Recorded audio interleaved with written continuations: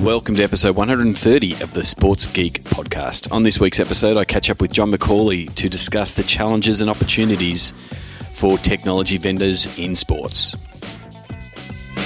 Welcome to the Sports Geek podcast, the podcast built for sports digital and sports business professionals. And now, here's your host, who remembers using network news to get NBA scores, Sean Callanan.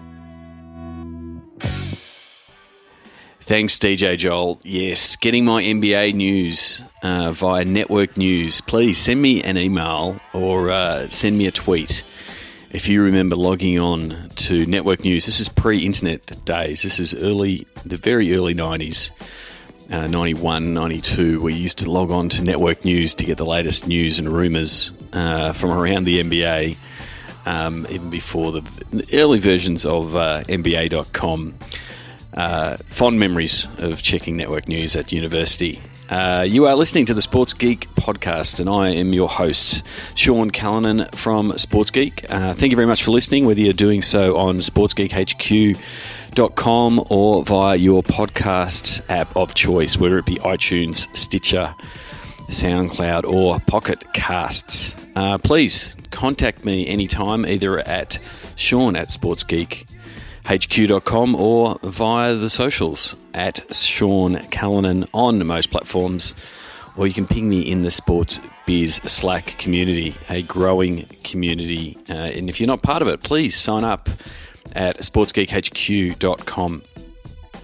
This week I catch up with John McCauley. Previously he was on episode 75, and he's had an interesting journey since he left his role at Maple Leaf Sports and Entertainment, so I thought I'd catch up with him to get a better understanding of both sides of the fence, working on team side and then also working on vendor side, and some of the challenges that exist on both sides of that equation, and where potentially we might be able to help. And it was really interesting. We had a good conversation that sort of landed in a place where we think we might actually be able to help people. So stay tuned for that, and if you're interested, you will get the link after the chat.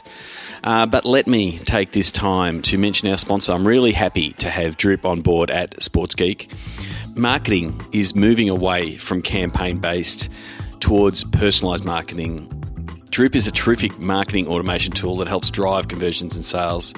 We're using Drip at Sports Geek right now. I'm really loving the options around being able to tag prospects based on their actions, whether they visit particular parts of the website, whether they open particular emails, and it's giving a lot of flexibility. So I'm starting to see how those sales funnels and different conversions can start happening via a little bit smarter on the email marketing side. It currently has a free trial available. So at nothing else, just test it out to see how you can use it. And you can find more about it at sportsgeekhq.com/getdrip, as it would sound, GETDRIP. sportsgeekhq.com/getdrip. That's it from Drip. Look forward to seeing you there. Now on to our conversation with John McCauley.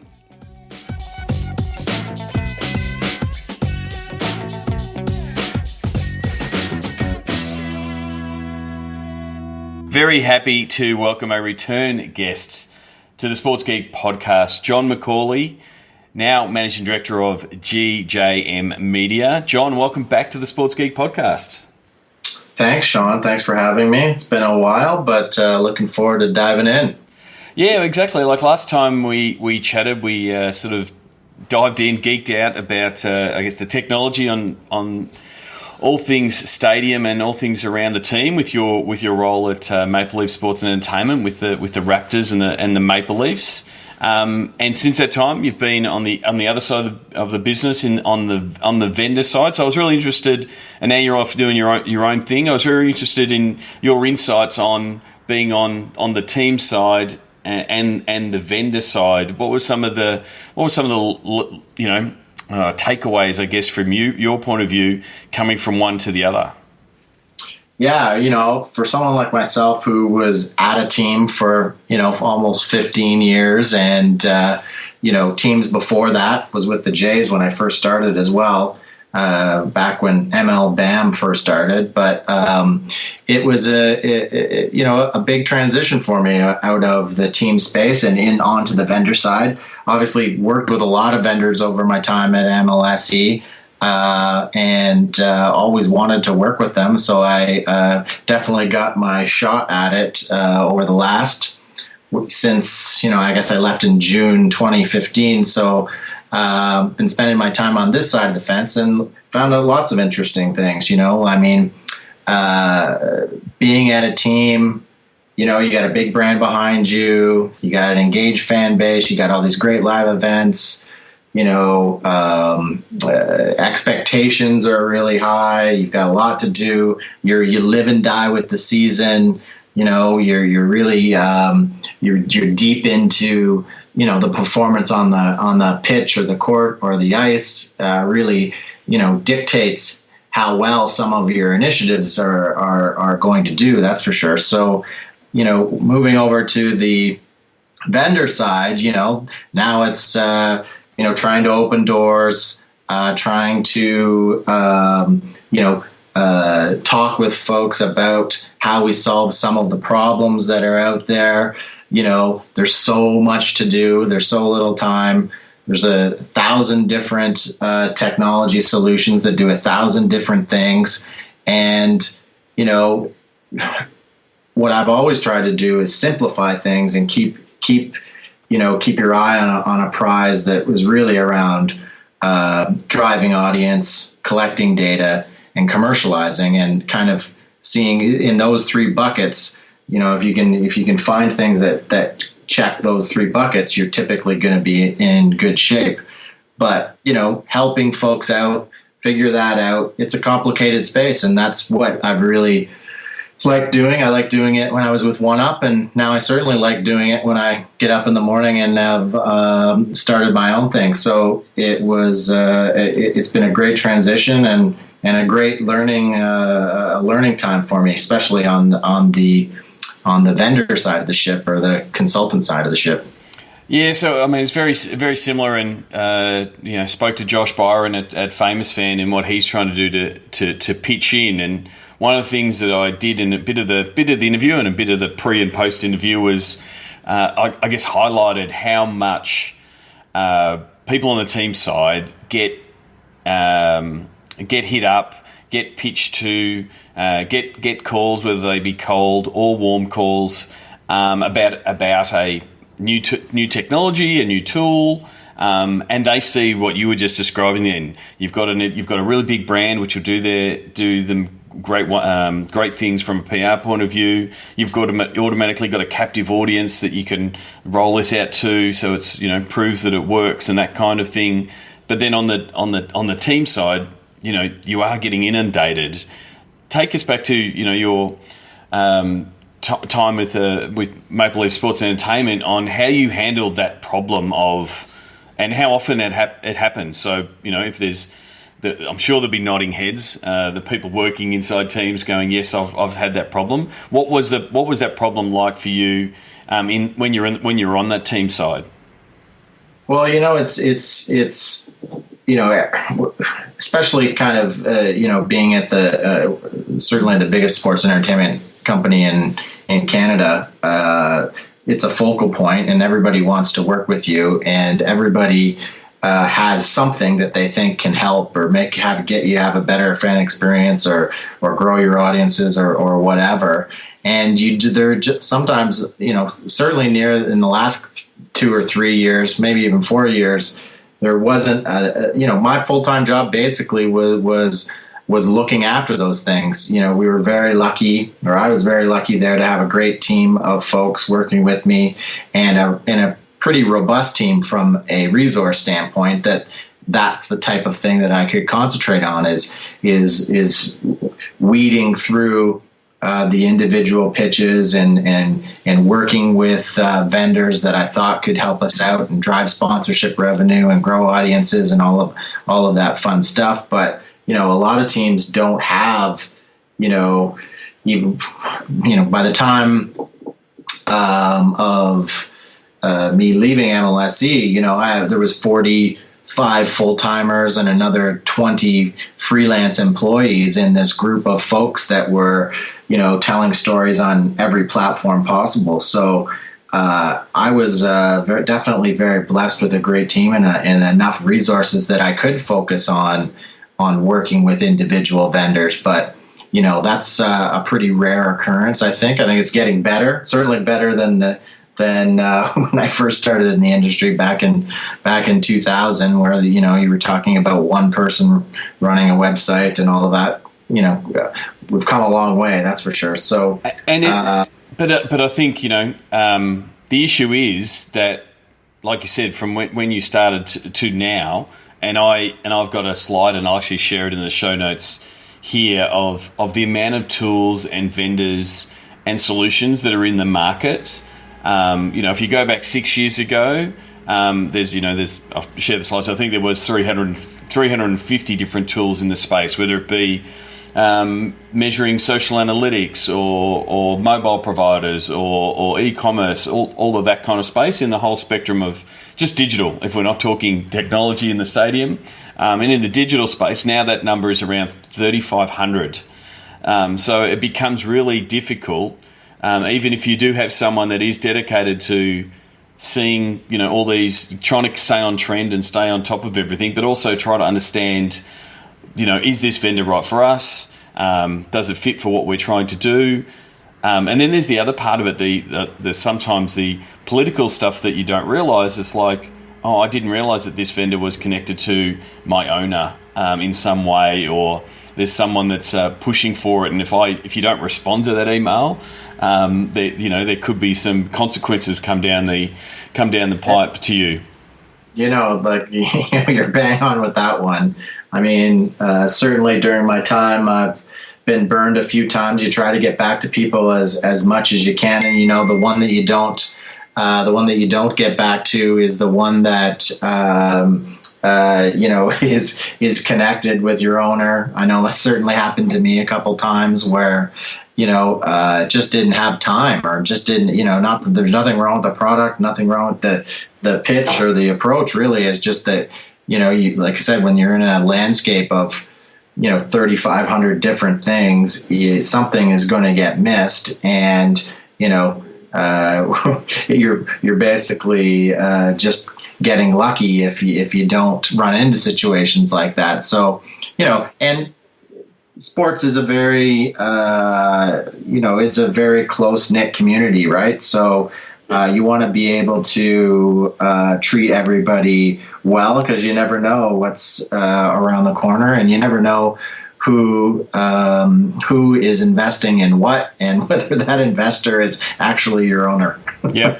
And then the other side of it, and I see this, working with a few of the vendors and talking to the vendors on how they're getting into the market. I feel that there is definitely some vendors in both the technology space and in the digital space that are still applying, I guess, older and traditional marketing methods, when there are now more, there are now smarter methods from a digital point of view to reach those people. So the cold email, you shouldn't really need to do a cold email now. There should be content out there that allows someone to find out about your product. There should be, you should make word of mouth easier. I think the days of the traditional way of selling technology products into the sports market, then I don't want to say they're numbered, but I think they could be more sophisticated. Being able to say sophisticated is really important, but it can be more sophisticated than they currently are. Do you think that's something that I think there's a few that are doing that really well, and then there's a few that are still being dragged in, sort of still doing the finding the number, getting the business card, making the calls, which is still really important, but it's really they're still going to that as their traditional model, when the model has changed a little bit and there's other ways to get your message out. Yeah, I mean, now that working on the vendor side the last little bit here, last 18 months, it's really clear, and even fielding some of the materials on the team side, there's certainly ways to go about it that are positive, and there's ways to go about it that are going to get you put on the bottom of the pile. I think you're bang on when you talk about, I don't think this is a cold email business. I don't think this is a time where that works. And I don't think it's a space where it certainly doesn't work, based on there's so much recommendation going on. There's so much, best practices within each of the sports across different sports, that I think that operating that way can really set your business back. And something I've certainly tried to do with all of the vendors that I've worked with over the last little bit, and is quite frankly is one of the things I'm working with some of my clients at GGM Media now is helping them figure out those types of problems. How do we get into the sports landscape? How do we, partner up with the right folks at the right time who can really that can really help take your business to the next level?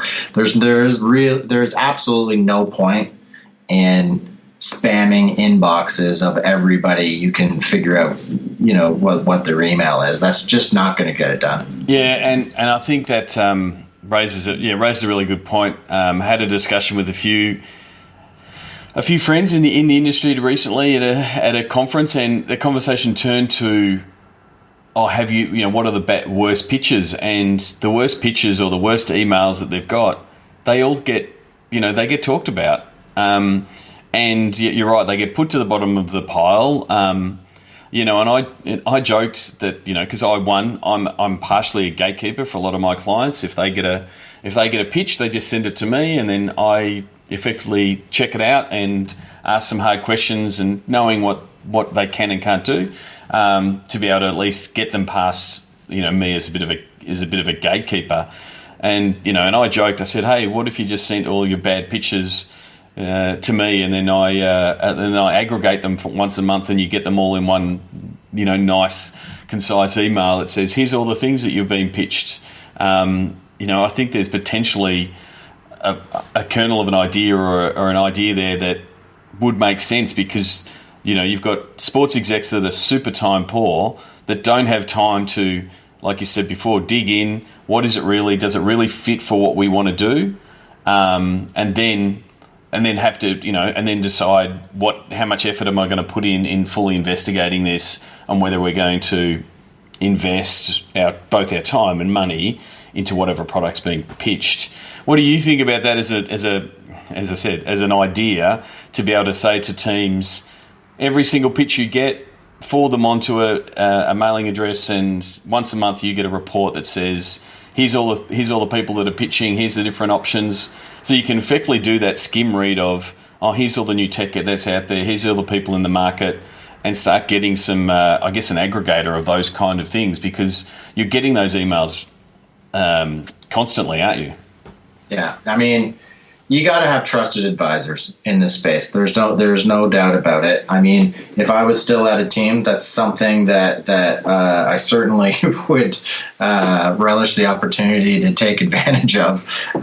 Just think about it in a mobile space, right? You've got the content app concepts, you've got the utility app concepts, you've got multiple people in multiple different facets of pulling that one experience together. I mean, I've spent a lot of time in mobile the last 3 or 4 years on the team side and the vendor side, and it's a complicated space, and there is so many niche features that are needed to be puzzled together. You can't possibly do it without getting recommendations from your peer group, and certainly without recommendations from the sports geek community. Yep. Quite frankly, I mean, you take something like even as simple as parking, putting that in your mobile app. There's 5 or 6 vendors that do the same thing. And it really comes down to, do they work in your ecosystem, and what, do they want to work with other folks? Because I don't see it happening any other way now that, if you're a technology company and you're not willing to open yourself up and collaborate and create new things with other folks that are in different but the same line of work, you're leaving dollars and your reputation on the table if you're going to be closed down like that. I agree. I think the power is in the API and the integration and connecting the pipes for those kind of things. But I was really interested in the way that you sort of described, I guess, just even a small subset of a larger subset in the mobile space, in that there are all of these effectively mini verticals or functional verticals around different pieces, whether it be the content piece, the utility piece, and then going further down, here are the parking vendors.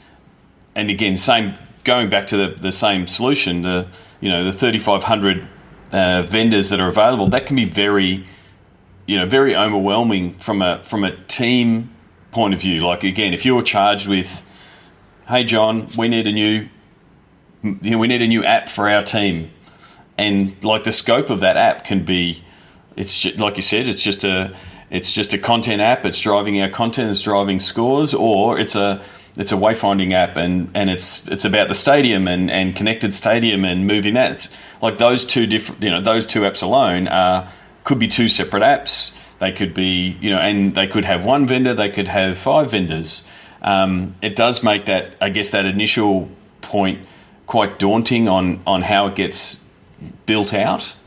Yeah, I mean, it's got to work for be the right way for your brand and your business, right? Like, it's certainly not an easy task. And, there isn't one person that I have seen that does everything really well. And, especially, if we just take a microcosm of one subset of the digital landscape, like mobile, and you need multiples, right? Like, that's just that multiple people to help you get there. And I think there's still plenty of room of improvement on how those folks work together. I don't think there's much debate today about the strategy of aggregating experiences or inside of one application that can take advantage of utility and also be your content app, and also really cater to your time and location, whether it be a live event on or not on, and whether I'm standing in front of a venue or I'm sitting on the couch. We have to cater those experiences based on that person, not the other way around. And that is a hard task, And I think what's even more confusing for everyone is, how much do I invest in something like that? When I do invest in it, what's my ROI going to be? How do I decide whether I should use the services that some of the leagues provide me, or should I be going out and doing this on my own? How do I once I decide on these vendors, how do I make them all play nice together? It's a complicated world. And if you're trying to earn fans' time, money in a space where there's even more competition for eyeballs, whether it be other brands, other sports, everything, you've got to pick the right people to go to battle with, and if you don't, you are going to be left behind quite quickly. So again, sort of thinking off the top of my head, so do you think there's a space for that, like you sort of said, that trusted advisor space? Because there's people that will, do reviews, and you've got this, the CNETs and that kind of stuff that do it for gadgets and stuff like that. Do you think there's a space to potentially in that sports technology space for someone to say, hey, we can help you validate what you're trying to do. who you should go for, because we're starting to aggregate some of those technologies together, whether it is something along the lines of, hey, here's a technology map, here's all the vendors, you can quickly look at them, that at least gives you the, hey, here's all the pieces of the puzzle, and they're the five, again, if you use parking, they're the five parking vendors we should talk to, but then potentially dive down a bit further to say, what do they do? What do they do well? Who do they play nice with? Because that can't be the vendor themselves, because a vendor will always say yes. You sort of need that someone that says, hey, we're both monitoring the overall ecosystem, but we're also telling you where the pipes work and the who to talk to behind the scenes on, so-and-so at so-and-so uses that product and they integrated with that product. That's the person to talk to, because to a certain degree, that's the secret sauce, isn't it? Yeah, absolutely. I mean, I'll put my old team hat on for a minute, and that's certainly something that I think would have eased a lot of pain. You sometimes pick a horse and you don't know if that horse will run with all the other horses, and you're left with you're left at the back of the pack because you can't catch up, because you're trying to make a bunch of companies play nice together. So it's certainly something that I think is of value. I mean, we've got the Sports Geek community listening to this. I think it's really up to them to decide and listen to what they have to say. I wonder if how many people would value something like that. Maybe what we'll do is and I think I used this the term minimal viable product in the conversation with Josh at Famous Fan. To me, you're right. Minimum viable product is, do people want that type of service, and will they effectively sign up for it? And whether it's hey, here's a monthly recap of all of the vendors in the space. But I think what it does need the teams, and again the community, and I'll put the call out. It does need the teams to be sending through, hey, here's the latest, here's what I'm getting pitched. Here's what I'm getting pitched. Do you know someone? And whether that facilitates, starts off with email, it might end up happening, organically, and which it already sort of is happening organically in the sports business Slack community, because people can just post up there and say, hey, I'm thinking about going here. What do other people think about it? And if someone's using the product, like you said before, it's sort of facilitating that. So what I'll do is I'll set up a page off this discussion. I haven't decided what the URL is, so I won't mention it now. I'll mention it post-interview, where you can just sign up. And I'll probably put some call-outs in the Sports Geek News, so if you already sign up and get some stuff. I just want to really garner some interest on if there's some interest in this, I guess, an idea of helping sports teams to better understand the vendors that they're either currently working with, or the ones that they're actually wanting to work with, and whether they'll work together. Because they're the conversations that happen when you all meet up at conferences anyway. You just want to help facilitate that convo a little bit better. Yeah, I mean, there's a couple things there. I think that sometimes partners that you work with are really good, and you stick with them wherever you go, and you bring them.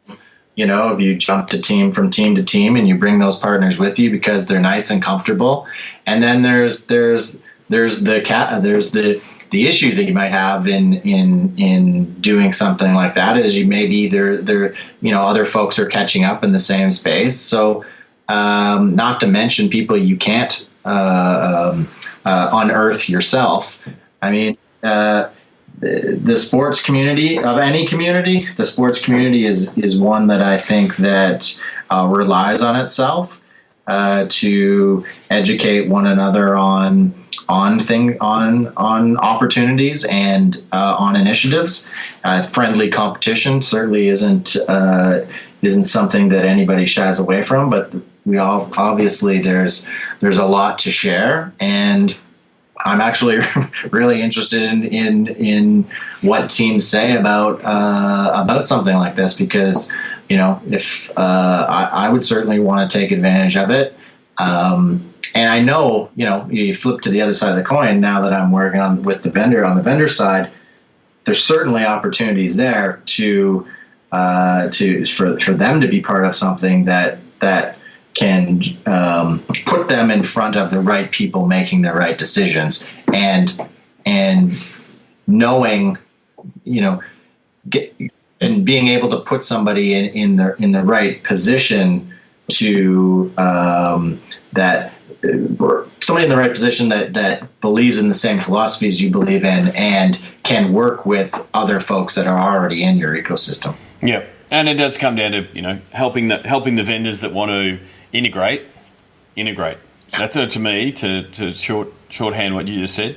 Like if they want to integrate, they'll be part of that kind of ecosystem where they're working with other partners and helping teams get the results they want.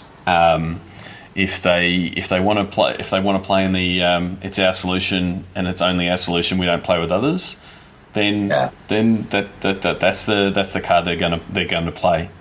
But I do think it's it is a fascinating sort of as a participant in the space, as a vendor myself, but effectively seeing how vendors, more technology vendors and digital how they pitch into the sports space. I think Ray Wang said it best. Heard him speak talking about the size of sports brands and from a CRM perspective, and everyone sees the brand as this massive brand, but they don't have the resourcing that matches the size of the brand.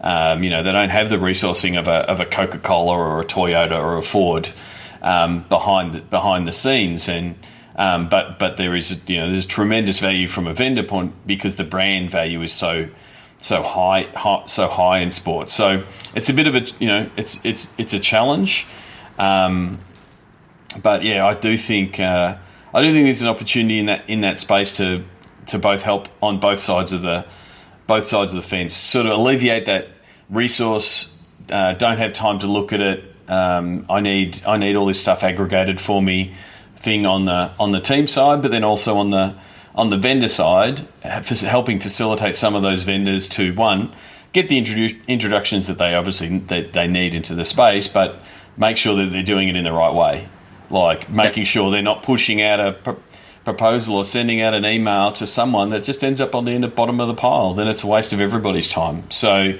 I think there's it's just all about stop chasing technology and let someone chase it for you. Yeah, definitely. So thank you very much. For the people who have not connected with you previously, John is in the Sports Biz Slack. Please send him a message on the Sports Biz Slack. But where else can people find you on the internet? Yeah, I mean, LinkedIn and Twitter are the best places to chat me up, at John McCauley, and John McCauley on search John McCauley on LinkedIn. It should be pretty simple. Always there. Very good. Well, we will shout out to the sports to the Slack community. I've enjoyed. It's made my morning readings a lot easier. It has. We're starting to get a really good traction in different ones. The digital one has always got a lot of chatter in it. Starting to get some really good chatter in the sponsorship side. I think we'll probably I'm going to sort of push a few of my CTO friends into the stadium and start getting that technology discussion around the stadium happening in there. But yeah, when people say, hey, can I talk to them? I'm like, you do realise they're in the Sports Biz Slack. So it's just a matter of using a little bit more. And, and like you said, it is just once you've got it installed on your phone, you can quickly scan over those messages while you're having a coffee. So it works out quite well. Thank you very much. It was terrific to catch up with you when I was in Toronto earlier this year. I hope we can catch up soon. All right. Thanks a lot, Sean. We'll talk soon. Cheers, man. Sign up for Sports Geek News at sportsgeekhq.com/sign up now.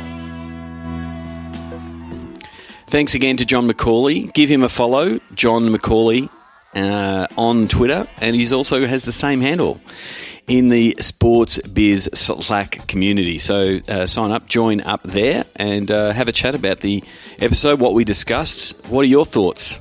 Are you interested in this partner qualifying service that we started discussing, being able to amalgamate and aggregate partner offers and what they're doing, and sort of keep on top of the technology that's in the market? If you are interested, as I said, we're setting up a bit of a minimum viable product. Go to sportsgeekhq.com/interested to opt in, and by the way, you will be tagged via Drip for future emails, and pretty much going to use it as if the people want it, we will start doing it. So if you go to sportsgeekhq.com/interested, we'll at least be able to gauge people's interests. And as we sort of said, if you're getting pitches from vendors, getting hit up, if you're seeing bad pitches, I won't go about publishing them. Please forward them on to me. I'd love to be across them to see what they're doing. As I sort of discussed with John, there's opportunity for the vendors on the vendor side for them to do their marketing and outreach a little bit better, to be a bit more in sync with what sports teams are looking for. So any of that information that I have, it'll help me bit of frame a proposition back to them to say this is a better way of doing it. So that's it. Go to sportsgeekhq.com/interested. Please sign up at the Slack community. I'm sure there's going to be a bit more discussion. We'll put some questions in the Slack community there to discuss a little bit further. Time of recording this, the Cubs have made it to the World Series. I'll put my hand up. I'm not a massive fan of baseball. I don't follow it that closely, but if I do have a team, it is the Cubs. I was lucky enough to go to a game many years ago. I was actually I think it was in '98, when Sammy Sosa was a Cub, and they were had a successful team then, and then the Bartman foul ball catch derailed their run again. So that sort of followed them, not too closely, but followed them from afar. Absolutely love Wrigley Field as a stadium, has so much history. And then when I went to Podcast Movement earlier this year, went back to a Cubs game, and I think I'll probably use this as the sounds of the game, but they've made the World Series, so I'm going to use it again. But Jeremy Piven, the actor better known as Ari Gold from Entourage, was at the game I was at, and he was singing Take Me Out to the Ball Game. So that's our sounds of the game this week. For any of my friends who are in Chicago and lucky enough to go to any of the games, or those in Cleveland going to the Indians, it is the season of the underdog, and that's going to continue because both teams are facing a long drought in the MLB. So best of luck to both teams, but hopefully the Cubs get up. So until next episode, who knows, the MLB might be all over and done by the time you listen to the next episode. Until next episode, my name is Sean Callanan from Sports Geek, and you've been listening to the Sports Geek podcast. Like the Sports Geek podcast? Find us on facebook.com/sportsgeek. Check out which teams work with Sports Geek at sportsgeekhq.com/clients. Please leave a review on iTunes. Go to sportsgeekhq.com/iTunes. Thanks for listening to the Sports Geek podcast. Take me out to the